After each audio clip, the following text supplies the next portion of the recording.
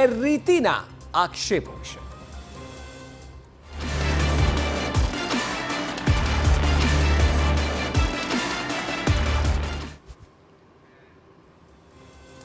છેલ્લા થોડા સમયથી સરકારી પરીક્ષાઓમાં ગડબડ થવાના સમાચાર જાણે કે હવે સામાન્ય થઈ ગયા છે। વિવાદ ન થાય તો પરીક્ષા કેવી, આવી સ્થિતિ ઊભી થઈ ગઈ છે।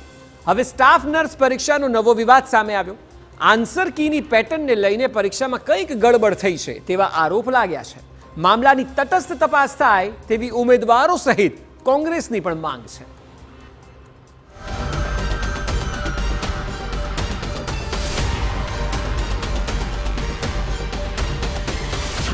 વધુ એક પરીક્ષાનો વિવાદ। સ્ટાફ નર્સ પરીક્ષામાં ગેરરીતિના આરોપ, આન્સર કીને લઈને ઉઠ્યા સવાલ। રાજ્યમાં ભાગ્યે જ કોઈ પરીક્ષા હશે કે જેને લઈને વિવાદ ન સર્જાયો હોય। કોઈ પણ પ્રકારની ભરતીમાં વિવાદ થવો હવે જાણે કે સામાન્ય બાબત થઈ ગઈ હોય તેવું લાગે છે। આ વખતે સ્ટાફ નર્સ પરીક્ષામાં ગેરરીતિના આરોપ વિદ્યાર્થી નેતા યુવરાજસિંહે લગાવ્યા। જે પ્રકારે આન્સર કીની સિક્વન્સ સેટ કરાઈ હતી તેને લઈને યુવરાજનું કહેવું છે કે મળતિયાઓને પાસ કરાવવા આવી સિક્વન્સ આપવામાં આવી હોઈ શકે છે। આ સંયોગ કે પ્રયોગ નહીં પરંતુ સુનિયોજિત કાવતરું છે। પેપર અને આન્સર કી સેટ કરનારની તપાસ થવી જોઈએ।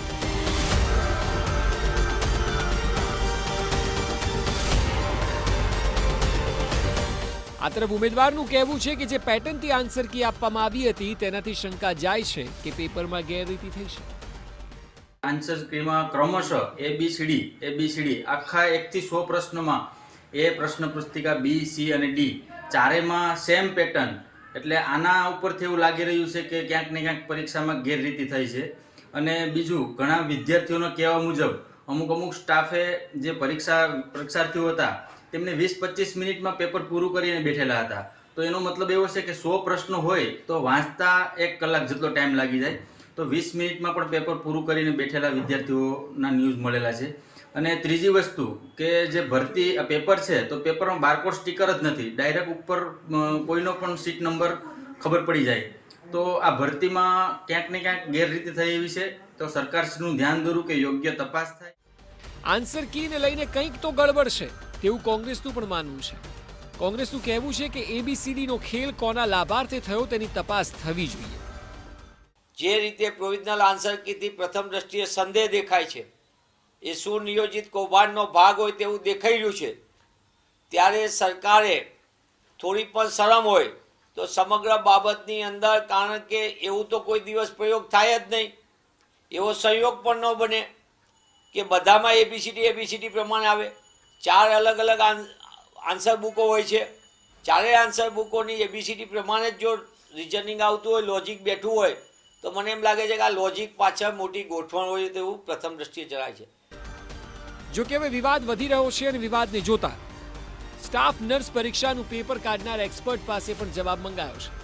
આરોગ્ય વિભાગે જીટીયુ રજિસ્ટ્રારને ગાંધીનગર જવાબ આપવા બોલાવ્યા છે। જો કે જીટીયુ વાતને નકારી નથી રહ્યું, પરંતુ કહી રહ્યું છે કે વિષય ધ્યાન પર આવ્યો છે, હવે તેનું એનાલિસિસ થશે। ક્વેશ્ચન પેપર આપણે પ્રોફેસર કક્ષાના વ્યક્તિ પાસે જ સેટ કરાવતા હોઈએ છીએ અને જે 3 પેપર સેટ કરાવતા હોઈએ છીએ, મતલબ એક પેપર આપણે એક સેટ છે આપણે પ્રિન્ટ માટે આપતા હોઈએ છીએ અને એ કોન્ફિડેન્શિયલ હોય છે અને એ ટેમ્પર પ્રૂફ કવરમાં આવેલો હોય એ જ આપણે પ્રિન્ટિંગ માટે આપતા હોઈએ છીએ। એટલે એ પરીક્ષા પૂર્ણ થઈ અને ક્વેશ્ચન પેપરની જે OMR શીટ હતી, આન્સર શીટ, એ બી પબ્લિક ડોમેનમાં અપલોડ કરી દેવામાં આવેલ છે।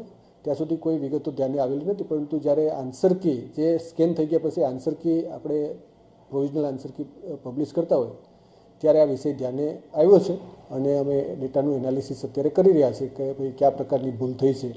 એને આધારે હવે રાજ્ય સરકાર સાથે મળી અને જે કંઈ બી નિર્ણય કરવામાં આવશે એ મુજબ આગળની કાર્યવાહી કરીશું। આ તમામ બાબતો બાદ સવાલ એ છે કે આન્સર કીની પેટર્નમાં શંકા કેમ ઊભી થઈ, આરોપની તપાસ ક્યારે થશે? આ બંને સવાલ એટલા માટે કારણ કે આરોપ ગંભીર છે, ઉમેદવારોના ભવિષ્યનો સવાલ છે અને એટલે જરૂરી છે કે તમામ આક્ષેપો પર તટસ્થ રીતે તપાસ થાય। નરેન્દ્ર રાઠોડ, TV9, અમદાવાદ।